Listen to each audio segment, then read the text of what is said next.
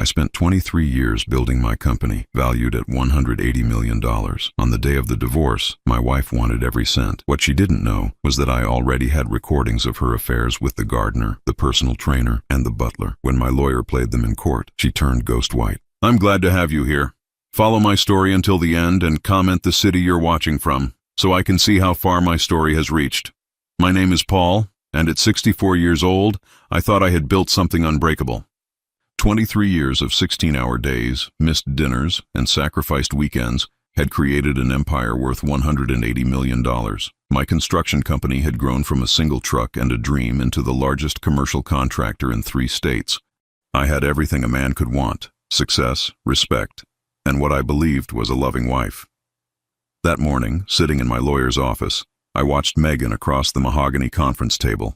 Her perfectly manicured fingers drummed against her designer purse as her attorney spoke about equitable distribution and spousal contributions.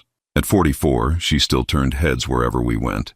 Her blonde hair was styled in that effortless way that probably cost more than most people's monthly salary, and her blue eyes held that same charm that had captivated me 24 years ago. "Mrs. Richardson has been an integral part of building this business," her lawyer declared, his voice filled with conviction. "She deserves 50% of all marital assets, including the company valuation." I felt something cold settle in my stomach. 50%, $90 million. For what? For showing up to company parties? For playing the perfect wife at business dinners? For 24 years of what I now realized had been an elaborate performance?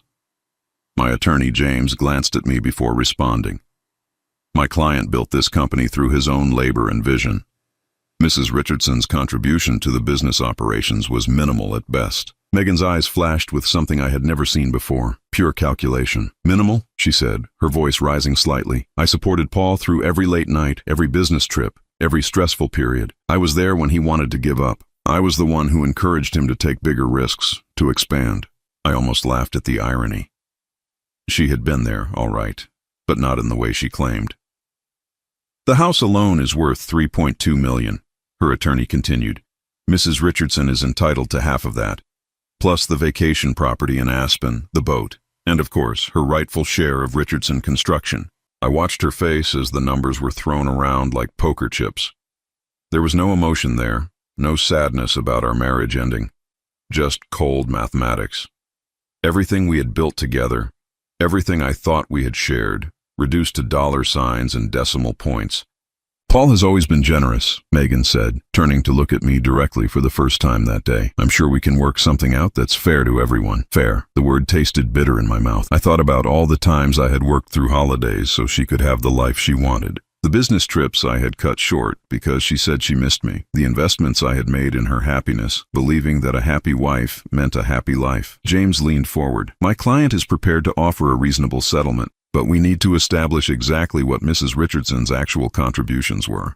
Something shifted in Megan's expression, a flicker of uncertainty that lasted maybe half a second before that practiced smile returned. "Of course. I think you'll find that my contributions were quite substantial." I stayed quiet, letting the lawyers talk, but my mind was racing.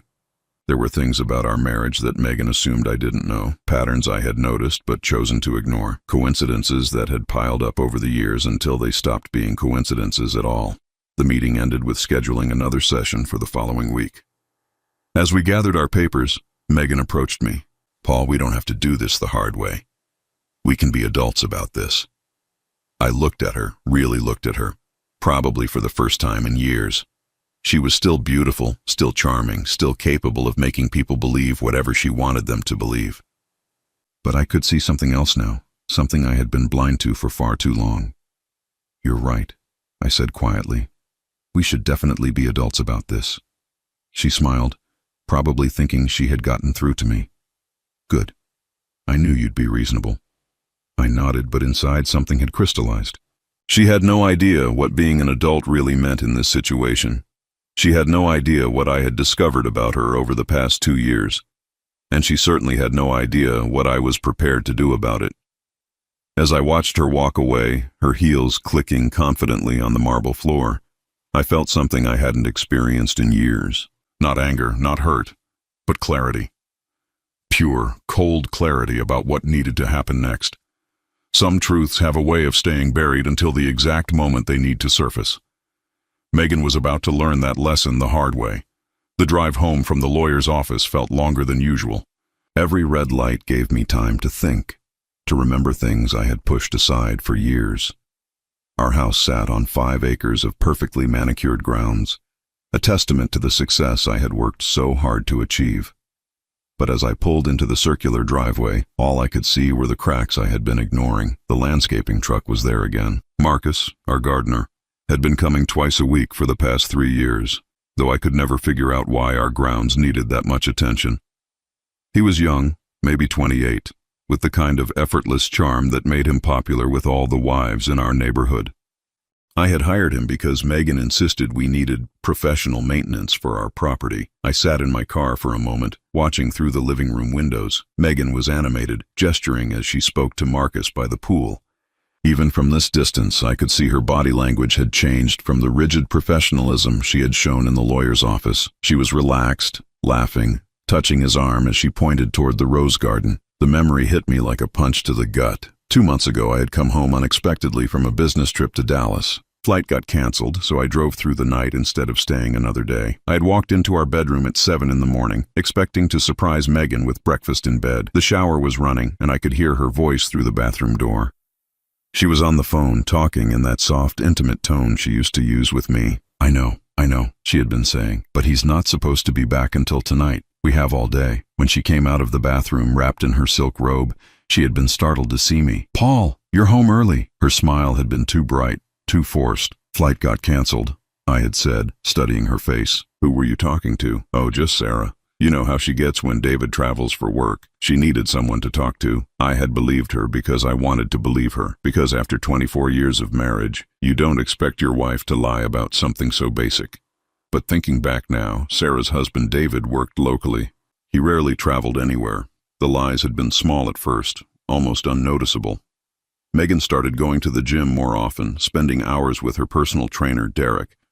"He's helping me train for that charity marathon," she had explained when I mentioned how often his car was in our driveway. Derek was another young man, probably 30, with the kind of confidence that comes from being in perfect physical shape. I had supported her new fitness routine because I thought it made her happy. I had even paid Derek's expensive monthly fees without question. But the marathon never happened. There was always an excuse, always a reason to postpone. Yet the training sessions continued, sometimes lasting 3 hours on days when I was traveling for work. Then there was William, our house manager. We had hired him 6 months ago because Megan said managing our household had become too much for her. William was British, sophisticated, probably 35, with the kind of accent that made everything he said sound important. He coordinated our social calendar, managed the staff, and somehow always seemed to be around when I wasn't. I had thought we were lucky to find someone so dedicated. William often worked late into the evening, long after the other staff had gone home. Sometimes I would come back from business dinners to find his car still in our driveway at 10 or 11 at night. "He's so thorough," Megan would say. "Really goes above and beyond to make sure everything is perfect." Now, sitting in my car, I started connecting dots I had been too trusting to see before. Marcus came on Tuesdays and Fridays, always when I was at the office. Derek trained Megan on Mondays, Wednesdays, and sometimes Saturdays when I played golf. William seemed to have the most flexible schedule of all, appearing whenever Megan needed him, which was surprisingly often. My phone buzzed with a text from James, my attorney. "Need to discuss some strategies before next week's meeting. Can you come in tomorrow morning at 9? I stared at the message, then looked back at the house. Through the windows, I could see Megan and Marcus had moved inside. They were standing close together in the kitchen, and she was showing him something on her phone. Both of them were laughing. I made a decision that would change everything. Instead of going inside, I drove to a small electronics store across town. The young clerk looked bored until I mentioned what I needed. "Home security system?" he asked. "Like cameras?" "Audio recording," I said quietly. "Very discreet, something that won't be noticed." He showed me several options, explaining the battery life and storage capacity of each device. They were smaller than I had imagined, about the size of a shirt button, with adhesive backing that could stick to almost any surface. How long do these record? I asked. This model can go for up to 72 hours on a single charge, he explained. Voice activated, so it only records when there's sound. And it uploads everything to a secure cloud server, so even if someone finds the device, the recordings are safe. I bought 3 of them. Driving home, I felt like I was betraying 24 years of marriage, but I also felt like I was finally waking up from a dream that had been slowly turning into a nightmare. The signs had been there all along. I had just been too busy building an empire to notice that my own home was being invaded. When I walked through the front door, the house was quiet. Megan was in her office, door closed, talking on the phone again. I could hear her voice through the wall, that same soft, intimate tone I had heard that morning 2 months ago. I went to my study and sat behind the desk where I had planned business strategies that had made us millions. Now I was planning something entirely different, something that might save me from losing everything I had worked for to someone who had never deserved any of it in the first place. The next morning, while Megan was at her yoga class, I would begin discovering exactly who my wife really was. The small recording device felt heavier than it should have as I held it in my palm that Tuesday morning. Megan had left for her yoga class at 8:30, which gave me about 2 hours before she returned. I knew Marcus would arrive around 10, just like he had every Tuesday for the past 3 years. I placed the first device under the edge of the kitchen island, where the granite overhang created a perfect shadow. The adhesive backing held firmly, and unless someone was specifically looking for it, the tiny recorder would remain invisible. The second device went in the living room, attached to the underside of the coffee table. The third I saved for later. By 9:45, I was in my home office with the door cracked just enough to hear the front entrance. My hands shook slightly as I pretended to review construction contracts, but my mind was entirely focused on what I might discover. At exactly 10:03, I heard Marcus's truck pull into the driveway. I listened as Megan greeted him at the front door, her voice bright and welcoming in a way she hadn't spoken to me in years. "Perfect timing," she said. "I just finished getting ready. You look beautiful as always," came Marcus's voice, and something in his tone made my stomach clench. I waited 30 minutes before leaving the house, making sure they had moved to whatever part of the property they would be working on. As I drove to my office, I tried to focus on the board meeting I had scheduled for 11, but my thoughts kept drifting back to those tiny devices recording everything. The day dragged endlessly. Every phone call seemed too long, every meeting felt pointless. Around 3 o'clock, I received a text from Megan. "Having dinner with Sarah tonight. Don't wait up." Sarah again. I almost called Sarah's house just to check, but something stopped me. If I was going to do this, I needed to do it right. No half measures, no confrontations based on suspicions. I needed proof. That evening, alone in the house for the first time in weeks, I retrieved the first recording device. My hands trembled as I connected it to my laptop and opened the audio files. The first few minutes were just ambient noise, the sound of the kitchen settling, the hum of appliances. Then, at 10:14 a.m., I heard voices. "Is he gone?" Marcus's voice was clear through the speakers. "Left 20 minutes ago. Board meeting downtown." Megan's voice was different, softer, more intimate than the tone she used with me anymore. "Good. I've been thinking about you all morning." What followed made me feel like someone had poured ice water directly into my veins. The conversation quickly moved from flirtation to planning, and it became clear this wasn't a recent development. They talked about my travel schedule like they had memorized it. They discussed which days were safest, which rooms in the house had the best privacy. "He suspects nothing," Megan said at one point, and I could hear the cruel amusement in her voice. 24 years, and he still thinks I married him for love. "What did you marry him for?" Marcus asked, and even he sounded curious. "Security, stability, a very nice lifestyle." Her laugh was cold, nothing like the warm sound I remembered from our early years together. Though I have to admit, the lifestyle keeps getting nicer. The company's worth almost $200 million now. "And when you divorce him?" "Community property state, baby. I get half of everything." I stopped the recording and sat in my chair, staring at the laptop screen. 24 years of marriage, reduced to a financial transaction. 24 years of believing in something that had apparently never existed, but there was more. I forced myself to continue listening. "What about the others?" Marcus asked. "Derek and William?" "What about them?" Megan's voice held a note of irritation. "You know the arrangement. Different days, different needs. Derek keeps me in shape. William handles the More sophisticated requirements. And me, you're my gardener, baby. You keep things growing. Their laughter felt like knives in my chest. I realized I was gripping the edge of my desk so hard my knuckles had turned white. The recording continued for another hour, but I couldn't process much of what they said. My mind kept circling back to one phrase: the arrangement. This wasn't just an affair. This was a system, carefully planned and executed while I built a business empire, believing I was providing for the woman I loved. The next few days passed in a haze. I went through the motions of my normal routine while internally everything had changed. Megan seemed exactly the same, chatting about her day, asking about mine, playing the role of devoted wife with an Oscar-worthy performance. On Friday, Derek came for Megan's training session. I made an excuse to work from home, and by now, placing recording devices had become routine. This time, I put one near the home gym we had built in the converted garage. The workout session lasted 3 hours. When I listened to the recording that evening, I discovered that actual exercise comprised maybe 30 minutes of that time.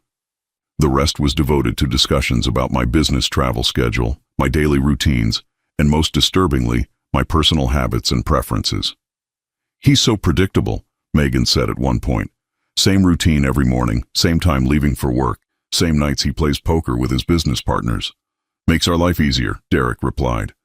"Though I still think you should be more careful. Successful guys like him don't usually stay oblivious forever." "Paul's different. He's so focused on work, he doesn't see anything else. Plus, he trusts me completely. That's his weakness." Trust. The foundation of our entire marriage, reduced to a weakness to be exploited. But what came next in the recording made me realize this situation was far worse than simple infidelity. "So when are you filing?" Derek asked. "Soon. William's been helping me understand the financial structure of the business. Turns out Paul's been very smart about protecting assets, but there are still vulnerabilities." "What kind of vulnerabilities?" "The kind that could make me a very wealthy woman, even wealthier than half of his current worth." I felt my blood pressure spike. William wasn't just another affair. He was helping her strategize against me. "How much wealthier?" Derek pressed. "Let's just say that by the time I'm done, Paul Richardson is going to wish he had never underestimated his wife." The recording ended there, but I didn't need to hear more. I was dealing with something far beyond infidelity. This was a coordinated effort to destroy me financially, orchestrated by the woman I had loved and trusted for 24 years. I sat in my study until nearly midnight, staring at the recordings on my computer. I had wanted proof of an affair so I could protect myself in divorce proceedings. Instead, I had uncovered evidence of something that felt like economic warfare.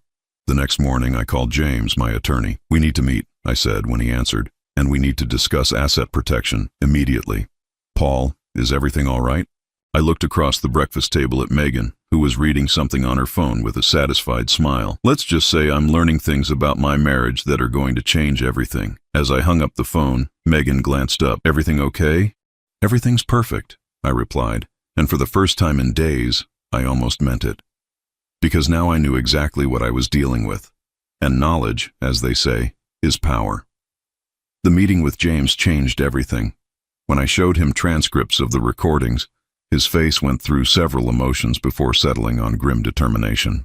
"Paul, this is beyond marital infidelity," he said, leaning back in his leather chair. "If William is helping her access financial information to plan strategic moves against you, we're looking at potential fraud, breach of fiduciary duty, and conspiracy. What can we do? First, we protect everything we can, immediately. I'm talking about moving assets, restructuring ownership, creating barriers that will take months for any attorney to penetrate." He pulled out a legal pad and started writing. "Second, we gather more evidence. If we're going to court, we need documentation of everything." Over the next 2 weeks, I became someone I never thought I would be, a spy in my own home. James connected me with a private investigator who taught me about surveillance, about building legal cases, about the difference between suspicion and proof. The recording devices captured everything. Megan's conversation with William revealed the depth of their planning. He had somehow gained access to my business financial records and was helping her identify the most valuable assets. They discussed timing the divorce filing to coincide with a major contract completion that would temporarily boost the company's value. The Henderson project alone will add $12 million to the company's worth, William's voice explained on one recording. If we file the week after completion, before Paul has time to reinvest those profits, it increases your settlement significantly. How significantly? Megan asked. We're talking about an additional $6 million in your pocket, potentially more if we can argue that your emotional support was crucial during the project. My emotional support. Megan's laugh was bitter. The man worked 18-hour days for 6 months. I barely saw him. That's the beauty of it, darling. Your sacrifice of personal time with your husband for the sake of his business success becomes an asset contribution. I listened to that conversation 3 times, each replay making me angrier. They were twisting my dedication to providing for our family into evidence of her contribution to my success. But the most devastating recording came from a dinner party we hosted for my business partners 2 weeks later. I had placed a device in our dining room, initially just to capture any conversations Megan might have with the staff. Instead, I recorded something that nearly broke me. After the guests left and we were cleaning up, Megan called Derek to come over. I was supposedly asleep upstairs, but the recording captured their entire conversation in the kitchen. Sometimes I wonder what my life would have been like if I had never met Paul, Megan said. Different, but not necessarily better, Derek replied. You've lived like a queen for 24 years. True, but I've also wasted 24 years pretending to love a man who bores me to tears. The words hit me like physical blows. I had to pause the recording and pour myself a drink before I could continue. When did you stop loving him? Derek asked. Or did you ever? I thought I did, in the beginning. He was so different from the boys I dated in college. Older, established, ambitious. But love? Real love? She paused, and I could hear glasses clinking. I don't think I ever understood what that was supposed to feel like. And now? Now I understand that love is a luxury I can't afford. Security, stability, financial freedom, those are necessities. Paul provided all of that, and more. But the man himself? The actual person? She laughed, but there was no humor in it. Derek, I've been faking orgasms for 2 decades. What does that tell you? My hands were shaking so badly I could barely hold my phone. 24 years of marriage, 24 years of building a life together, and she had been performing the entire time. The irony is, Megan continued, he probably thinks we have a great marriage. Men like Paul live in their own little bubble. As long as dinner's on the table and I show up to his business functions in the right dress, he's satisfied. Won't you miss the lifestyle when you leave? Who says I'm leaving the lifestyle? I'm leaving Paul. With half his money, I can live exactly the same way, just without having to pretend I enjoy his company. What about the company itself? Richardson Construction is his whole life. That's his problem, not mine. Although, she paused, and I could almost hear her thinking. William had an interesting idea about that. What kind of idea? Let's just say that dividing a company worth $180 million can be very complicated, especially if someone were to argue that certain business decisions made during the marriage were made without proper spousal consultation, meaning that if I can prove Paul made major business decisions without involving me, despite the fact that community property laws give me equal ownership rights, I might be able to claim damages beyond the 50% split. How much damages? William thinks we could potentially claim the entire company.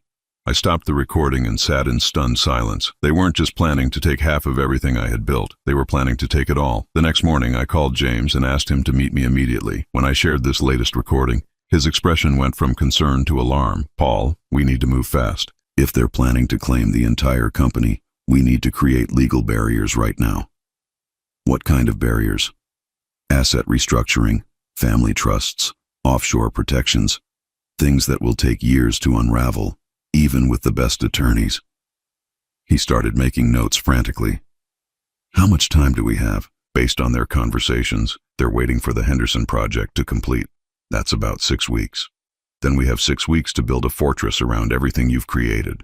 As I left James's office, I felt something I hadn't experienced since the early days of building my business. The thrill of a strategic challenge. Megan and her accomplices thought they were playing chess while I was playing checkers. They had no idea that I had been listening to every move they planned to make, but I still had one more recording device to place, and I was saving it for the most important conversation of all. Because if there was one thing I had learned in 24 years of marriage and 23 years of building a business, it was that the most crucial information always comes out when people think no one is listening. That weekend, while Megan attended her book club, I placed the final device in our bedroom. Because some secrets are only shared in the dark, in the place where people feel most safe. And I was about to discover just how dangerous my wife really was. The courthouse steps felt colder than they should have for a spring morning. 6 weeks had passed since I began recording Megan's conversations, and now we sat facing each other across the same mahogany table where this nightmare had begun. But this time, everything was different. James sat beside me with a briefcase full of documentation that would change both our lives forever. Across from us, Megan looked confident, almost smug, as her attorney presented their final demands. Mrs. Richardson is entitled to 50% of all marital assets, her lawyer announced, plus damages for emotional distress caused by Mr. Richardson's controlling behavior and exclusion from business decisions. We're seeking an additional $30 million in compensatory damages. $30 million. On top of the $90 million she wanted from the 50% split. They were trying to take $120 million from me, leaving me with $60 million from the company I had built from nothing. Furthermore, her attorney continued, Mrs. Richardson believes the company itself was built using marital funds and community property principles. She's requesting dissolution of Richardson Construction with equal distribution of all assets. Dissolution. They wanted to destroy my company entirely. I watched Megan's face as these demands were presented. There was no sadness there, no regret about ending our marriage, just cold calculation as she watched her attorney attempt to dismantle my life's work. These are serious allegations, James replied calmly. Do you have evidence of Mr. Richardson's controlling behavior or exclusion of Mrs. Richardson from business decisions? Megan's attorney smiled. We have extensive documentation of Mr. Richardson's secretive business practices, his refusal to include his wife in financial planning, and his general pattern of treating her as an employee rather than a partner. What kind of documentation? James asked. Testimony from household staff, financial records showing Mrs. Richardson's lack of access to business accounts, and evidence of Mr. Richardson's suspicious behavior over the past several months. Suspicious behavior. They had noticed my surveillance, but they didn't understand what it meant. We're prepared to present character witnesses, Megan's attorney continued, including several individuals who can testify to Mrs. Richardson's contributions to the success of Richardson Construction and her husband's dismissive treatment of her input. Character witnesses. Marcus, Derek, and William, no doubt. The same people who had been helping her plan my destruction. James opened his briefcase and pulled out a single manila folder. Before we proceed with settlement discussions, we'd like Mrs. Richardson to listen to something. Megan frowned. Listen to what? James placed a small digital recorder on the table. Audio recordings made in your marital home over the past 6 weeks. The color drained from Megan's face instantly. Her attorney leaned forward. What kind of recordings? Conversations between Mrs. Richardson and various individuals discussing their plans to defraud Mr. Richardson of his business assets. That's illegal surveillance, Megan's attorney snapped. Any recordings made without consent are inadmissible. Actually, James replied smoothly, in this state, single-party consent is sufficient for audio recordings. Since the recordings were made in Mr. Richardson's own home, with his consent, they're perfectly legal. Megan's hands were trembling now. She knew exactly what was on those recordings. This is a violation of privacy, her attorney protested, but his voice lacked conviction. Privacy has certain limitations when it comes to criminal conspiracy, James said. Would you like to hear the recordings, or shall we proceed directly to our counteroffer? Megan and her attorney exchanged glances. I could see the panic building in her eyes as she realized the carefully constructed narrative she had built was about to collapse. Play them, Megan said quietly. Her voice was barely above a whisper. James pressed play on the first recording. Megan's voice filled the conference room clear and unmistakable, discussing her plan to take half of everything I owned. 24 years, and he still thinks I married him for love. Her attorney's face went pale. This wasn't just marital discord. This was evidence of deliberate deception spanning decades. James played excerpts from multiple recordings. Megan's conversations with Marcus about my travel schedule. Her discussions with Derek about my personal habits and weaknesses. Her planning sessions with William about accessing my financial records and timing the divorce filing for maximum financial impact. But the worst was yet to come. James had saved the most damaging recording for last. The conversation I had captured in our bedroom 3 nights ago, when Megan had invited William over after I had supposedly gone to sleep. The beauty of this plan, William's voice came through the speakers, is that Paul will never see it coming. By the time he realizes what's happening, you'll control everything, and if he fights back, we destroy him completely. I've documented enough questionable business practices to keep him tied up in litigation for years. Even if he wins eventually, the legal costs will bankrupt him. What about the emotional angle? We paint him as an abusive husband who controlled your access to money and excluded you from business decisions. With the right testimony, we can make you look like a victim of financial abuse. And our friends will testify to that?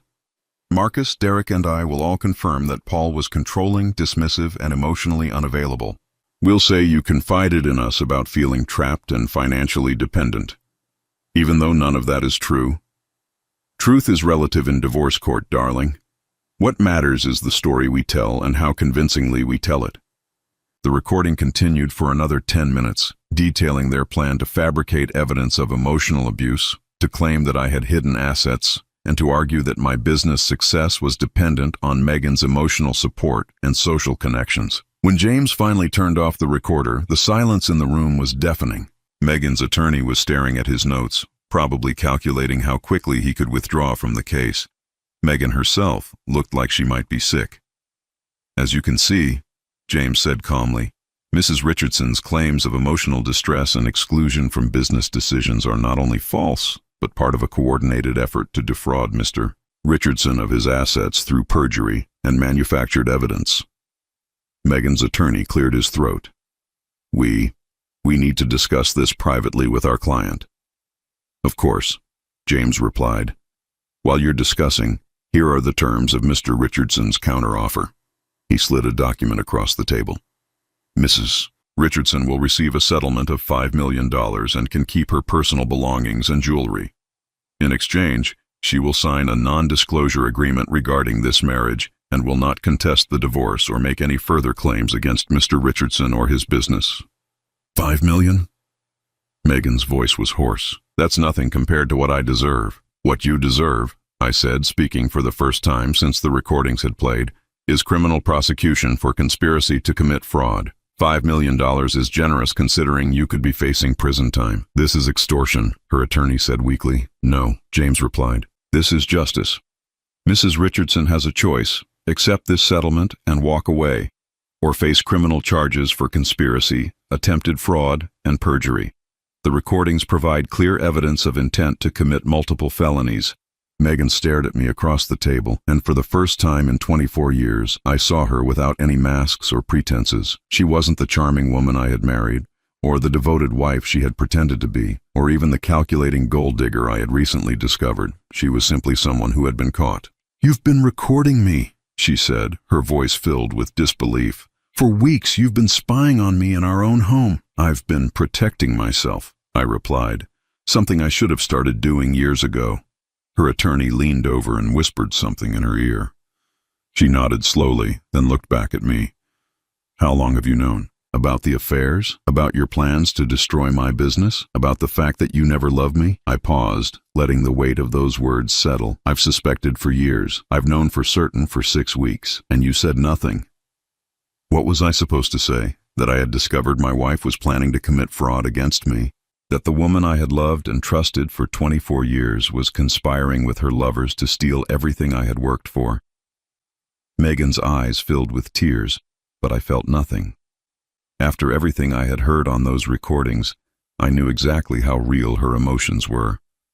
"We'll need time to consider the offer," her attorney said. "You have until 5 o'clock today," James replied. "After that, we file criminal charges and proceed with a contested divorce where these recordings become public record." As we left the courthouse, I felt lighter than I had in months. The woman who had shared my life for 24 years was finally revealed for who she really was. And for the first time since this nightmare began, I was in control.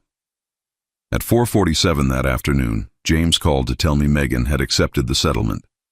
$5 million, a non-disclosure agreement, and a promise to disappear from my life forever. After 24 years of marriage, our relationship ended not with tears or apologies, but with signatures on legal documents. I spent that evening alone in my study, the same room where I had first listened to those devastating recordings 6 weeks ago. The house felt different now, quieter, but not in a lonely way. It was the silence of peace, of finally being able to breathe freely in my own home.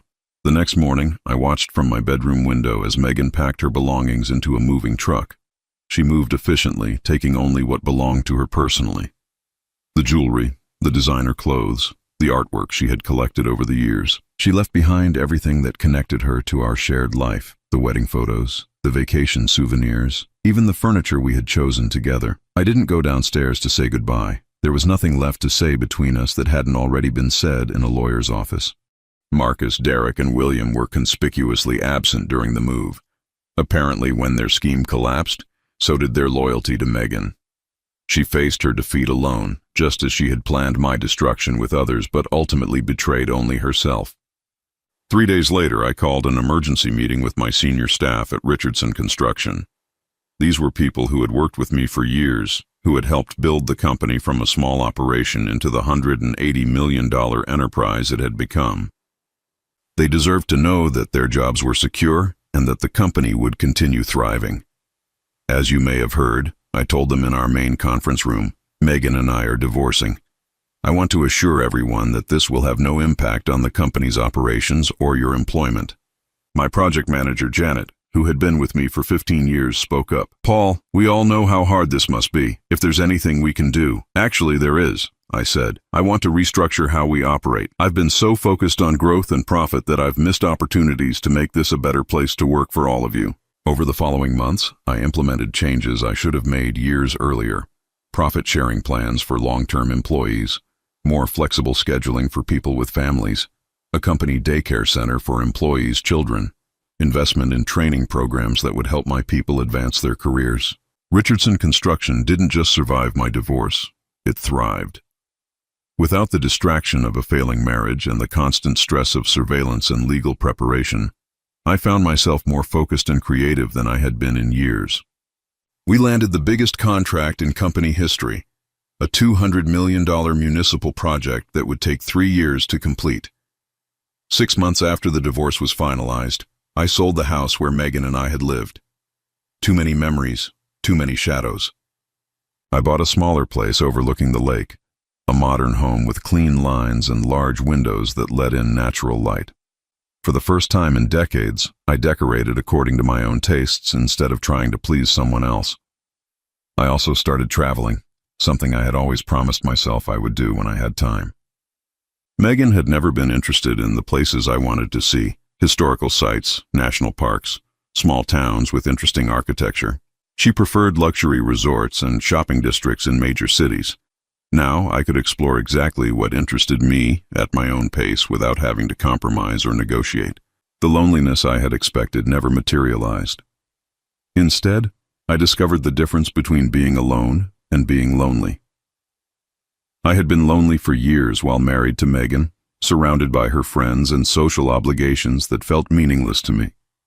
Now, by myself, I felt more authentic and peaceful than I had since my 20s. About a year after the divorce, I ran into Sarah, the friend Megan used to claim she was talking to during those suspicious phone calls. We ended up having coffee, and she made an observation that stayed with me. You know, Paul, I always wondered about you and Megan, she said. You seem like such different people. She was always performing, always on. But you were more genuine, I guess. More interested in real conversations than social positioning. Did you know about the affairs? I asked. Sarah shook her head. I suspected something wasn't right, but I never imagined the scope of it. Though looking back, there were signs. She never talked about you the way women talk about husbands they actually love. It was always about what you provided, never about who you were. That conversation helped me understand something important. The failure of my marriage wasn't my fault. I had loved genuinely and worked honestly to build a life for both of us. Megan had chosen deception and manipulation. Those were her decisions, not mine. 2 years after the divorce, Richardson Construction was valued at $260 million. The Henderson project had been completed ahead of schedule and under budget, leading to 3 additional municipal contracts. My personal wealth had actually increased despite the divorce settlement because I was no longer supporting Megan's expensive lifestyle and questionable financial decisions. I never heard from Megan directly after she signed the divorce papers, but occasionally I would get updates through mutual acquaintances. She had moved to California, apparently trying to break into real estate investing with her settlement money. The reports were not encouraging. She had made several poor investments and was struggling to maintain the lifestyle she had been accustomed to. I felt no satisfaction in her difficulties, but I also felt no sympathy. She had made her choices, and now she was living with the consequences. On my 66th birthday, I threw a party for my employees and their families at the company headquarters, watching children play in the courtyard while their parents celebrated our latest contract success. I realized I had built something more valuable than just a business. I had created a community of people who respected each other and worked together toward common goals. Janet approached me during the party with a champagne glass in her hand. "You know, Paul, you seem happier now than you did when you were married." "I am happier," I replied, and meant it completely. "Any regrets about the divorce?" I considered the question seriously. 24 years of marriage, half my adult life, reduced to legal documents and financial settlements. Should I regret that? "I regret that it took me so long to see the truth," I said finally. "I regret that I wasted years trying to make something work that was never real in the first place, but I don't regret ending it." "What about remarriage? Someone more compatible this time?" I smiled, looking out at the celebration around us. "Maybe someday. But right now, I'm enjoying learning who I am when I'm not trying to be who someone else wants me to be." That night, alone in my lakeside home, I opened a bottle of wine I had been saving for a special occasion. Sitting on my deck, watching the sunset reflect off the water, I raised my glass in a private toast to freedom, to truth, to the courage to start over at 66, to building an empire that no one could take away because it was built on genuine relationships and honest work, rather than lies and manipulation, and to the realization that sometimes the best thing that can happen to you is discovering that the life you thought you wanted was never really yours to begin with. The evening breeze carried the sound of laughter from a neighbor's barbecue, and for the first time in decades, I felt completely at peace with exactly where I was and who I had become.